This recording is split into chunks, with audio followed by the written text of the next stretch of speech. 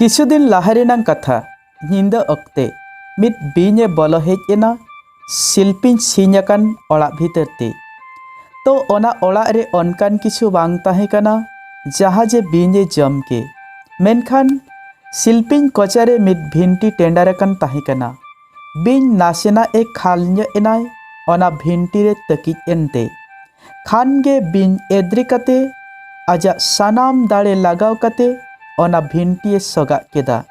सोगा केत खान गे बीना मचा मायामेन ताया तहुगे एद्रेना बीन भाभी केदा नुई दो चिली जानवर कान गया चेलेन आर इन दो नेतिन कना ओनाते बीन ओना भिंटी रे बेधावेनते सोगा ए छुटवेना आर आजा सानाम दाड़े बेभार कते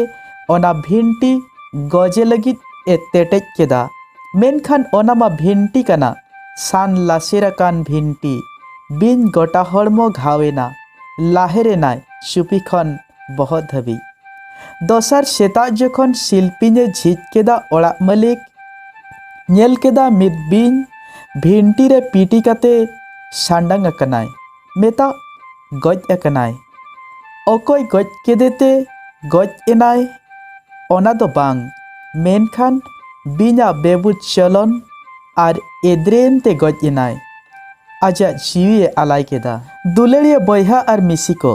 अड़ी अक्ते आबो को एटा होड़ा नुकसान लगित बन कुरुमुटुया तबे अक्ते पारमलेन रे बन ठिकया एटा होड़ा द बांग आबोआ के बन हनकादा मेनते उइहर दहय पे मित भागे आर सुलुक जीवन लगित आबोमान को दाड़े ताहेन रेहो किछु सामान को किछु हड़ को किछु घटना को किछु कमी को आर किछु रोड को एरेड़ बगिया के जरूड़ा बांग बेंगेदा के जरूड़ा अपनारा मन जीवन रे बड़ी कथा दुखली घटना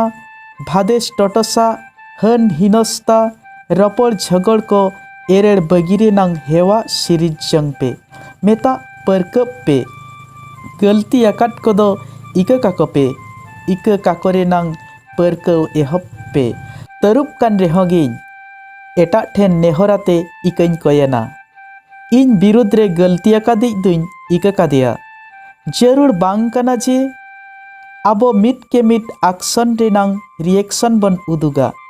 आबो मान को किछु रिएक्शन एस्कार हन सुमुंग दो बांग